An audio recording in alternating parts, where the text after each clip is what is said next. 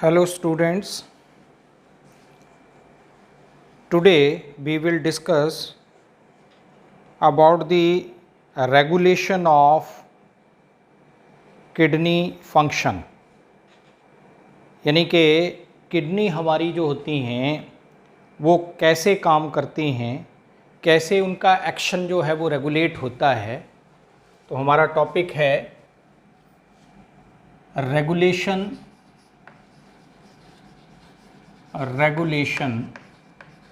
of kidney function।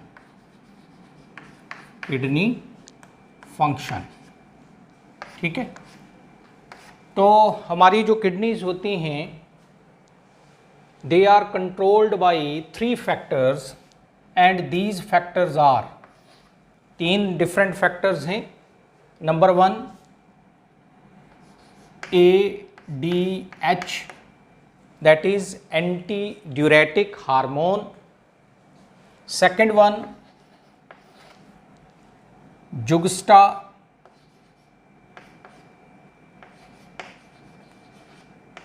glomerular apparatus, and number 3 anti-natriuretic factor।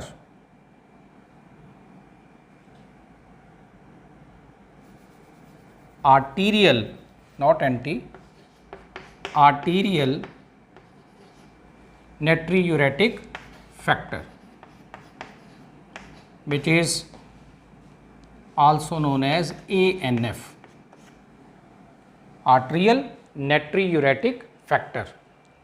तो ये 3 जो हैं हमारे पास फैक्टर्स हैं which are responsible for regulating the function of our kidney. ठीक है। तो अब एक एक करके इनके बारे में बात करते हैं, लेकिन इनको करने से पहले ये जो जुगस्टा ग्लोमेरुलर अपरेटस है पहले इसकी बात करते हैं। देखो जुगस्टा ग्लोमेरुलर अपरेटस जो है ये बेसिकली जो है ये 3 अलग अलग किस्म के सेल्स का बना है। उनमें नंबर 1 जुगस्टा ग्लोमेरुलर सेल्स, ये फर्दर जो है जुगस्टा ग्लोमेरुलर अपरेटस ये बना है जुगस्टा ग्लोमेरुलर सेल्स का, देन मैकुला डेंसा एंड लैसी cells। These 3 types of cells are combinedly called as juxta glomerular apparatus। अब एक एक करके इनके बारे में बात करेंगे। जुगस्टा ग्लोमेरुलर सेल्स क्या होते हैं? तो देखो आपने ये इसके बारे में पढ़ा है, यानी वोमेन कैप्सूल जो होता है, ऐसे अगर मैं इसको बनाऊं, ये वोमेन्स कैप्सूल और ये वोमेन कैप्सूल यहाँ ग्लोमेरुलस है, तो ये एफरेंट आर्ट्रियोल और ये है इफरेंट आर्ट्रियोल। ठीक है। और यहाँ ये ब्लड कैपिलरीज का नेटवर्क यानी कि ग्लोमेरुलस। तो ये जो वाल होती है यानी एफरेंट एंड इफरेंट आर्ट्रियोल की, आर्ट्रियोल की ये जो वाल होती है, इस वाल में जो सेल्स होते हैं, खास करके अगर मैं ये कहूं कि एफरेंट एंड इफरेंट आर्ट्रियोल, तो आर्टरी की जो वॉल होती है उसका स्ट्रक्चर आपने ऑलरेडी पढ़ा हुआ है। तो वो ट्रिपल लेयर्ड होती है, ट्यूनिका एक्सटर्ना, ट्यूनिका मीडिया और सबसे अंदर वाली ट्यूनिका इंटरना। अब इनमें से जो मिडल लेयर होती है उसमें स्मूथ मसल्स होती हैं। तो जो स्मूथ मसल सेल्स होते हैं एफरेंट एंड इफरेंट आर्टरियोल के, ये एफरेंट और इफरेंट आर्टरियोल के वाल के जो स्मूथ मसल सेल्स होते हैं, दे बिकम स्वॉलन, ये स्वॉलन होते हैं। स्वॉलन क्यों होते हैं? Because they contain certain kinds of granules, इनके अंदर कुछ ग्रेन्यूल्स होते हैं, और ये जो ग्रेन्यूल्स होते हैं, इन ग्रेन्यूल्स के अंदर प्रेजेंट होता है एक enzyme renin, which acts as hormone, जो हार्मोन के तौर पे काम करता है। और ये जो रेनिन नाम का हार्मोन होता है, ये आगे जो है सक्रीट करवाता है, ये सक्रीट करवाता है, ये कन्वर्ट करवाता है हमारे ब्लड प्लाज्मा के अंदर एक इनएक्टिव प्रोटीन होती है एंजियोटेंसिनोजन, एंजियोटेंसिनोजन,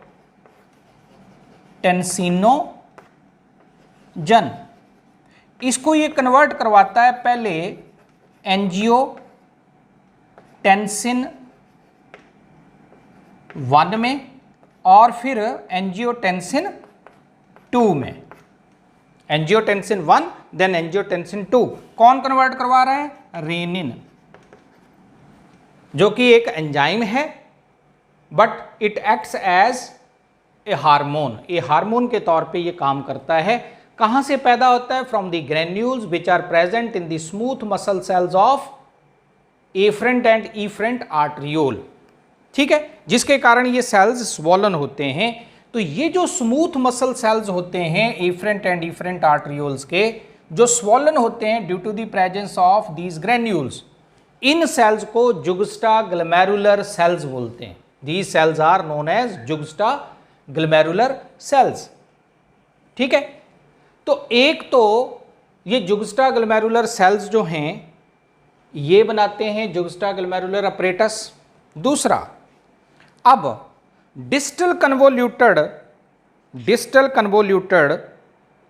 जो ट्यूब्यूल होता है, रीनल ट्यूब्यूल का जो डीसीटी वाला पोर्शन होता है, तो उसके जो सेल्स, यानी अगर आप देखेंगे यहां से ये प्रॉक्सिमल कन्वोल्यूटेड ट्यूब्यूल, फिर लूप ऑफ हेनले, यानी अल्टीमेटली जो है, इसको अगर मैं बना ही लूं तो ये इस तरीके से होता है। ये प्रॉक्सिमल कन्वोल्यूटेड ट्यूब्यूल, फिर ये लूप ऑफ हेनले आ गया ऐसे, ये लूप ऑफ हेनले, और यहां कहीं ये क्या आ गया? ये आ जाएगा distal convoluted tubule, distal convoluted tubule, और यहां पे ये कलेक्टिंग डक्ट, ठीक है। तो ये जो डिस्टल कन्वोल्यूटेड ट्यूब्यूल होता है, it also lies nearer to afferent and efferent arteriole of Bowman's capsule, यानी ये दोनों रीजन भी, मतलब ये डिस्टल कन्वोल्यूटेड ट्यूब्यूल वाला हिस्सा भी ये यहां इसके क्लोजली लाई करता है, ऐसे इसके पास से गुजरता है, ये देखिए। तो ये जो डिस्टल कन्वोल्यूटेड ट्यूब्यूल की वाल में एपिथेलियल सेल्स होते हैं, दे आल्सो बिकम स्वॉलन। ये क्यों स्वॉलन होते हैं? ये स्वॉलन होते हैं due to the presence of, due to the, और ये स्वॉलन होते हैं due to the pillar like nature, इनकी कॉलमनर लाइक या पिलर लाइक नेचर होती है, इसलिए ये स्वॉलन होते हैं। जो इसके पास से गुजरता है डीसीटी वाला हिस्सा, रेस्ट ऑफ दी सेल्स जो हैं वो कोवाइडल शेप के होंगे, बाकी के कोवाइडल होंगे, लेकिन ये जो पास से गुजरेगा वो कैसा होगा? कॉलमनर शेप या पिलर शेप, ठीक है। तो जिसके कारण ये स्वॉलन होते हैं, और इन सेल्स को हम क्या बोल देते हैं? ये एफरेंट और इफरेंट आर्टरियोल के क्लोजर जो होते हैं प्रेजेंट डीसीटी के cell, which are columnar in shape and swollen, they are called as macula densa, इनको हम मैकुला डेंसा बोलते हैं।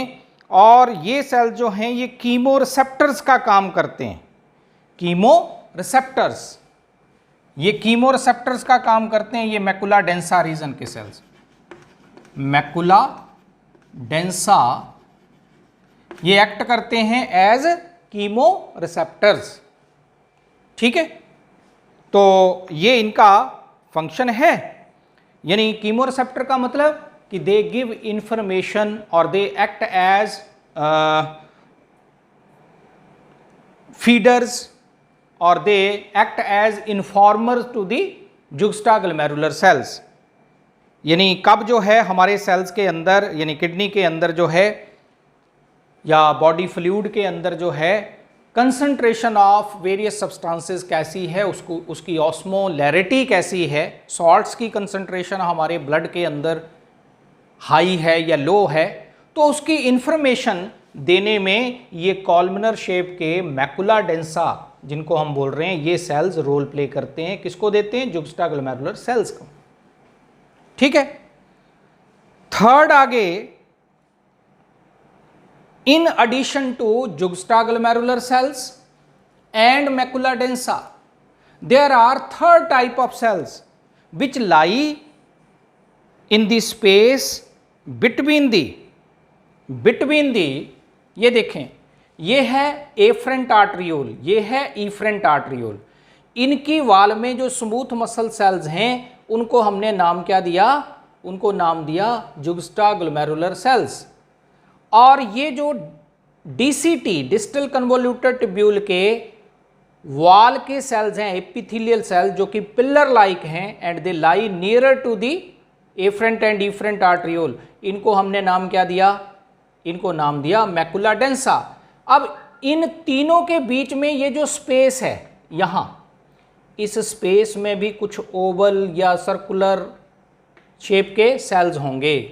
इन सेल्स को बोलते हैं लेसिस सेल्स।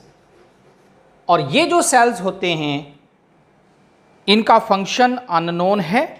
इनको लेसिस सेल्स क्यों बोलते हैं? क्योंकि लेस जैसे, फीतों जैसे इनके ऊपर या इनसे जो है प्रोजेक्शंस निकलती हैं, या आप कह सकते हो कि लेस लाइक नेटवर्क जो है प्रोसेसेस का वो इनके साथ एसोसिएटेड रहता है, इसलिए इनको हम लेसिस सेल बोलते हैं। और इनका फंक्शन अननोन है, लेकिन juxtaglomerular cells, then macula densa and lacis cells, they combinedly form the juxtaglomerular apparatus. ठीक है, अब इसके बारे में बात होगी। अब हम तीनों का जो रोल है किडनी के फंक्शन को रेगुलेट करने में, उसकी बात करते हैं। तो सबसे पहले तो मैं बात कर रहा हूं कि तीन फैक्टर जो रिस्पॉन्सिबल हैं ये किडनी के फंक्शन को रेगुलेट करने के लिए, तो उनमें सबसे पहला फैक्टर जो है that is anti diuretic hormone. Anti diuretic hormone, ADH, anti diuretic hormone.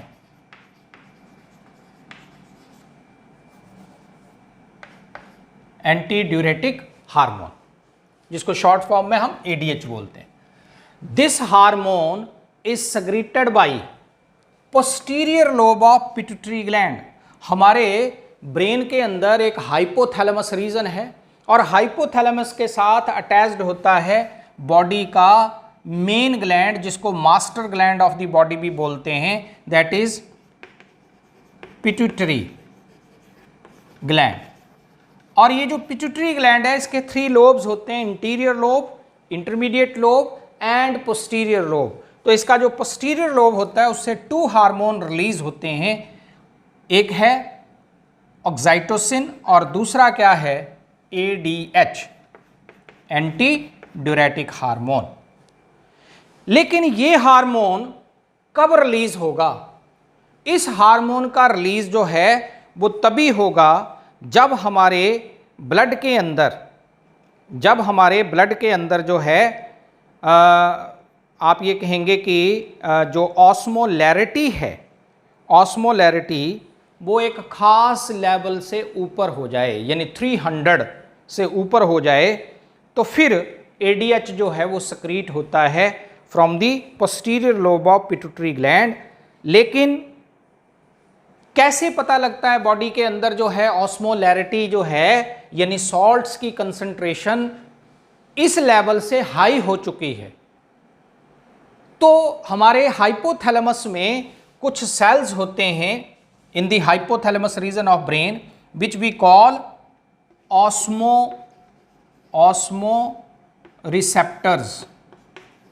ये ऑस्मो रिसेप्टर्स डिटेक्ट करते हैं ऑस्मोलैरिटी को इन आर ब्लड। तो हमारे ब्लड में जब ऑस्मोलैरिटी यानी सॉल्ट्स की कंसंट्रेशन 300 से ऊपर हो जाती है, 300 ऑस्मोलैरिटी की जो यूनिट्स होती हैं तो 300 MOS per milliliter of blood.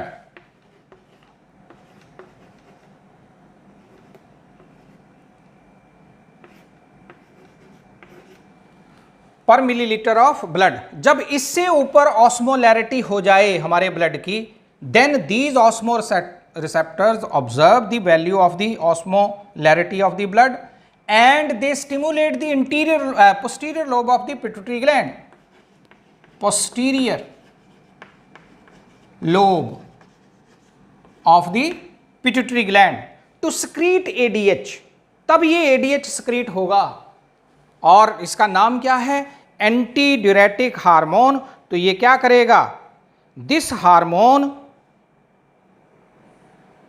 ये हार्मोन मतलब इस सिचुएशन में क्या होगा? एंटी ड्यूरेसिस, यानी कि ये उसके लेवल को आप ये कहेंगे कि यूरिन आउटपुट को जो है ये डिक्रीज करवाएगा, थ्रस्ट इंक्रीज करवाएगा, increase of thrust, thrust increase होगी यानी आदमी को लिक्विड लेने की इच्छा ज़्यादा पैदा होगी क्योंकि बॉडी के अंदर पानी कम है, ऑस्मोलैरिटी ज़्यादा है, इसलिए थ्रस्ट बढ़ेगी लेकिन यूरिन आउटपुट जो है वो कम होगी ताकि मैक्सिमम अमाउंट ऑफ वाटर जो है वो नेफ्रिक फिल्ट्रेट में से क्या हो जाए? एब्जॉर्ब हो जाए।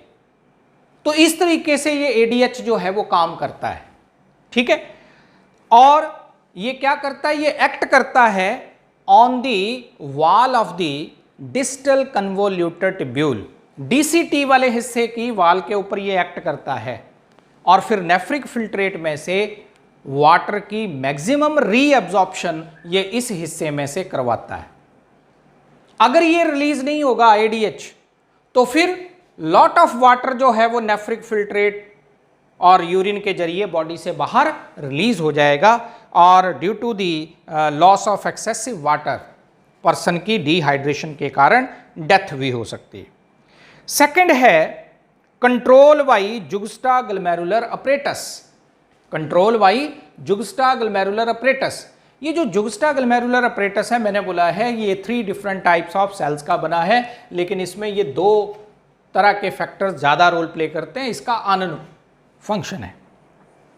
तो अब ये कैसे काम करता है? तो मैंने क्या बोला है कि जुगस्टाग्लोमेरुलर अपरेटस जो है ये 3 उससे काम करता है, 3 आप ये कहेंगे कि स्टेप्स में काम करता है। एक तो है JGA juxtaglomerular apparatus, renin, aldosterone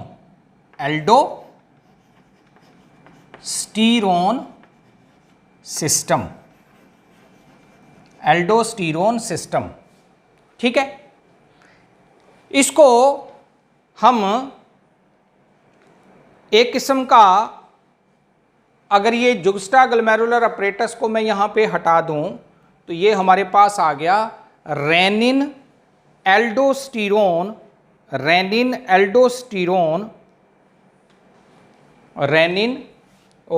इसमें एक और चीज़ कर सकते हैं, 1 मिनट।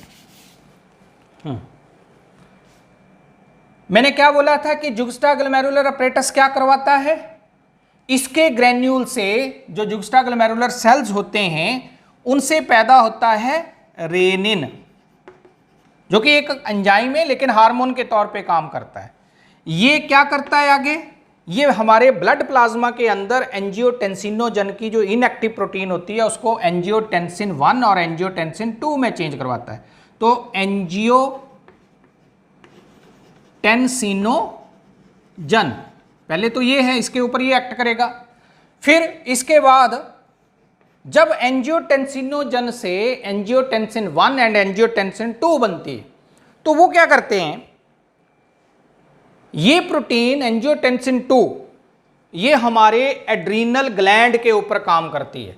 अब आपने एक चीज और पढ़ी होगी कि हमारी दोनों किडनीज जो होती हैं उनके ऊपर एक एक ग्लैंड होता है ऐसे। इन ग्लैंड्स को एड्रीनल ग्लैंड्स बोलते हैं। एड्रीनल यानी on the adaxial surface of renal, renal मतलब किडनी, तो एड्रीनल ग्लैंड या सुप्रा रीनल ग्लैंड्स भी इनको बोलते हैं।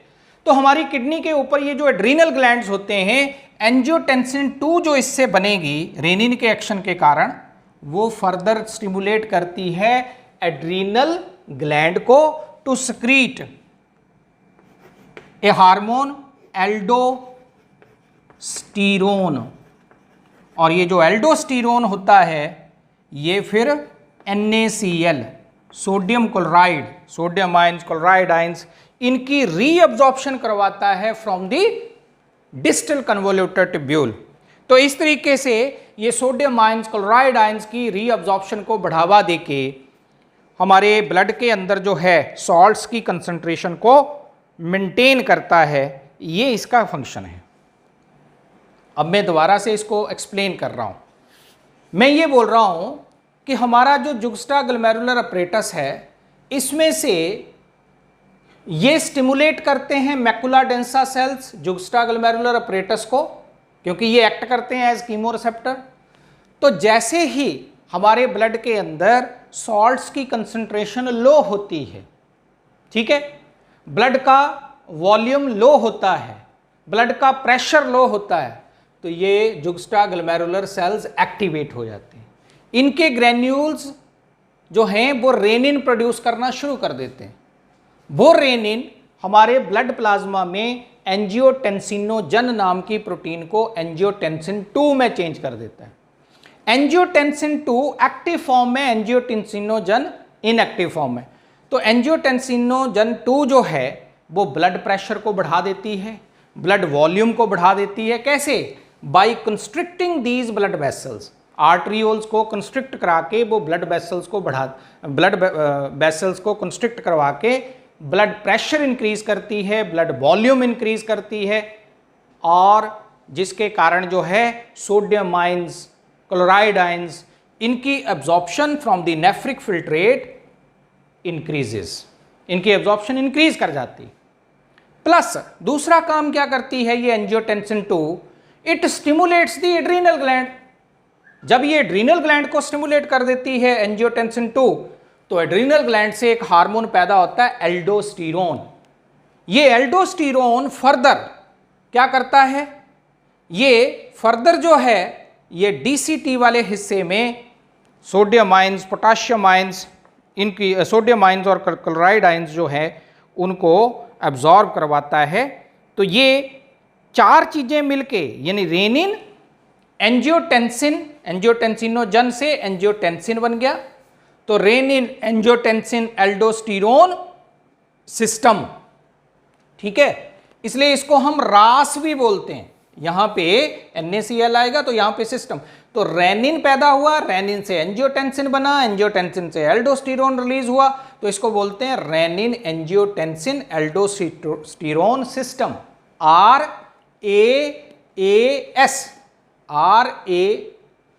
A for angiotensin, A for aldosterone, तो रेनिन एंजियोटेंसिन एल्डोस्टीरोन सिस्टम, ठीक।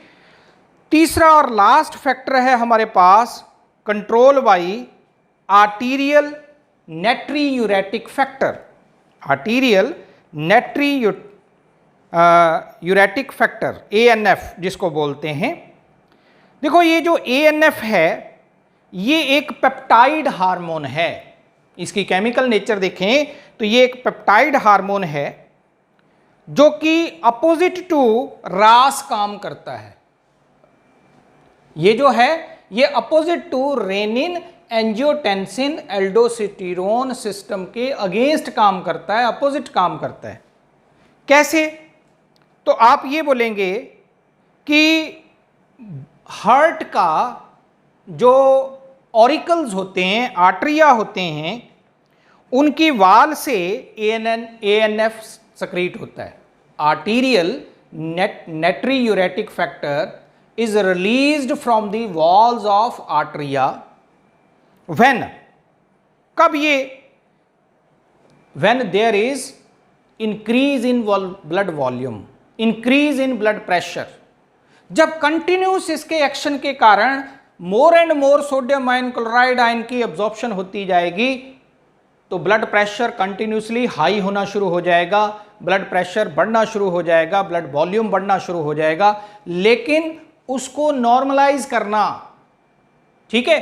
तो जब कंटिन्यूसली हाई ब्लड प्रेशर रहता है, हाई ब्लड वॉल्यूम रहता है, तो हमारे आर्टरिया की वाल से एट्रियल नेट यूरेटिक फैक्टर जो है ये रिलीज होता है और ये क्या करता है, ये ब्लड वेसल्स को डायलेट कर देता है, ठीक है, आर्टीरियल ब्लड वेसल्स को डायलेट कर देता है और इस तरीके से, और ऐसे ही ये रेनिन का रिलीज जुगस्टाग्लोमेरुलर सेल्स के, ये स्मूथ जो मसल सेल्स थे, इनसे रेनिन की प्रोडक्शन को क्या कर देगा, ये क्या कर देगा, इनहिबिट।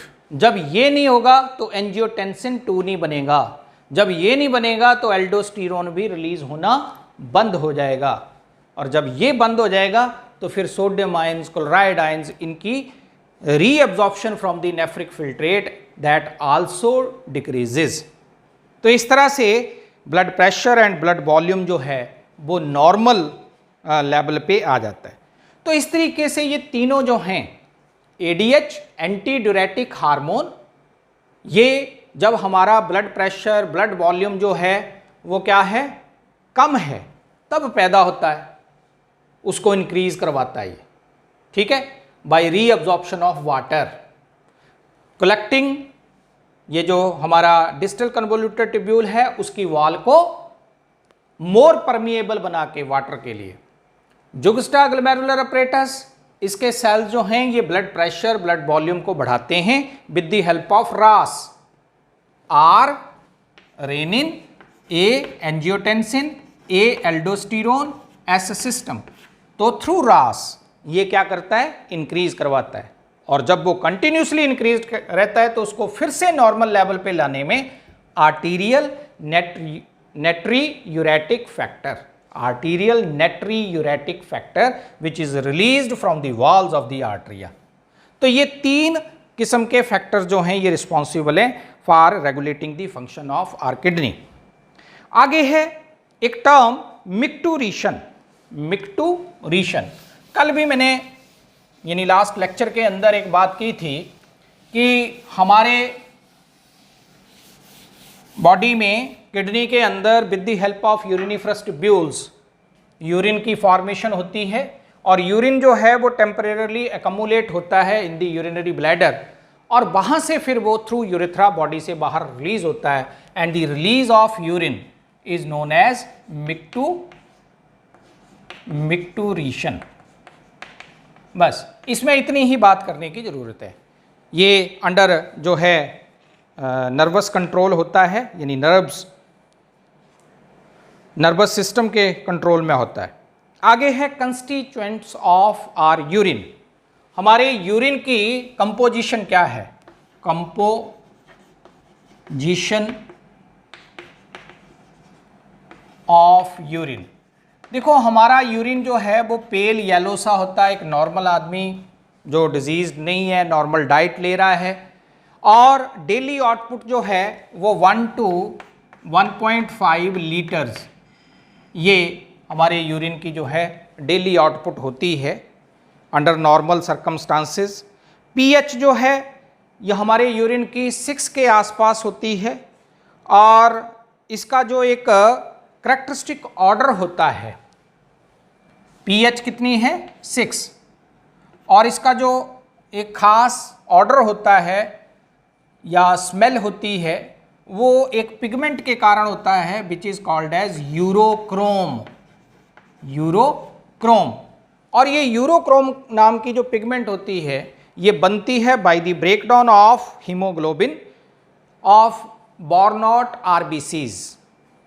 तो आरबीसीज जो बॉर्नॉट आरबीसीज हो जाते हैं उनके हीमोग्लोबिन की ब्रेकडाउन से ये बनती है। ठीक है, वैसे कलर और पीएच चेंज होती रहती है हमारे यूरिन की, और वो हम जिस तरह की डाइट लेते हैं तो उसके मुताबिक जो है वो चेंज होती है हमारे यूरिन की पीएच 4.5 टू 8.2 के बीच में। और कलर भी light yellow to dark yellow जो है वो हो जाता है। कई बार हम बी कॉम्प्लेक्स या इस तरह की मल्टीविटामिन टैबलेट्स लेते हैं तो फिर उसके कारण जो है डार्क येलो कलर का हो जाता है। ठीक है, फ्रूट्स या फ्रूट जूसेस अगर हम लेते हैं अपनी डाइट में तो यूरिन एसिडिक हो जाता है, एसिडिक यूरिन प्रोड्यूस होगा, यानी तब पीएच जो है वो डिक्रीज़ करेगी। और हाई प्रोटीन डाइट अगर लेते हैं, वेजिटेबल्स लेते हैं, तो वेजिटेबल्स वगैरह लेते हैं तो उससे जो है एल्केनिटी बढ़ती है यूरिन की। लेकिन अगर हम हाई प्रोटीन डाइट लेते हैं तो उसके कारण एसिडिटी बढ़ती है। प्रोटीन डाइट, जूसेस, फ्रूट्स तो ये एसिडिटी बढ़ाते हैं, जबकि वेजिटेबल जो हैं वो पीएच को इंक्रीज़ करवाती हैं, यानी एल्केलाइन बनाती हैं। ठीक, और कुछ बीवरेजेस जैसे टी है, कॉफ़ी है, या इसके अलावा अल्कोहलिक बीवरेजेस जैसे बियर, वाइन, इस तरह की चीज़ें अगर कोई आदमी लिक्विड चीज़ें ज़्यादा लेता है तो यूरिन आउटपुट बढ़ जाती है। अदरवाइज़ अबाउट 1.5 लीटर जो है वो विद इन 24 आवर्स हमारे में यूरिन की फॉर्मेशन होती है। और अगर यूरिन जो है, एक चीज़ आपके ध्यान में लाऊं कि दुनिया के किसी भी यूरिनल में आप जाएं तो वहाँ एक ही जैसी स्मेल आती है। वो आती है कि थोड़े समय के लिए यूरिन अगर स्टेगनेंट कंडीशन में रहे, खड़ा रहे यूरिन कहीं, यानी स्टेगनेंट कंडीशन में हो यूरिन, पड़ा रहे, तो with the action of bacteria इसकी डिग्रेडेशन हो जाती है इनटू अमोनिया। तो ये अमोनिया की स्मेल होती है जो यूरिनल्स के अंदर आती है। Due to the action of bacteria urine जो है वो डिग्रेड हो जाता है इनटू अमोनिया। स्पेसिफिक ग्रेविटी हमारे यूरिन की 1.0152 टू 1.025, 1.015 टू 1.025 के बीच में स्पेसिफिक ग्रेविटी ये हमारे यूरिन की होती है। ठीक है, ह्यूमन यूरिन की। तो ये था। बाकी इसके अलावा केमिकल कंपोजिशन की बात करें तो 95% तो वाटर ही होता है यूरिन के अंदर। इसके अलावा ऑर्गेनिक, इनऑर्गेनिक सब्सटेंसेस हो सकते हैं।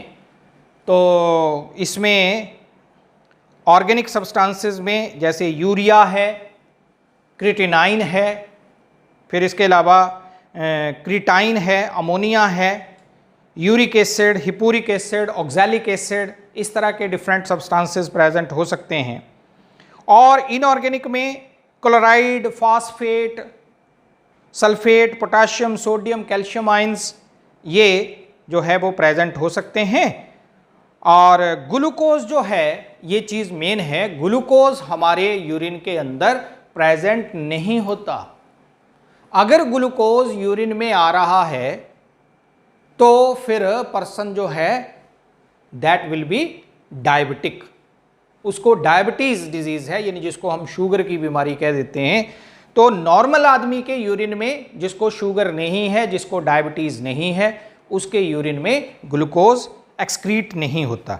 ठीक है, तो अब कुछ कंडीशंस हैं वो हम, प्लस फंक्शंस ऑफ किडनी, ये हम फिर नेक्स्ट लेक्चर के अंदर बात करेंगे। अभी इतनी बात करते हैं। Thank you very much.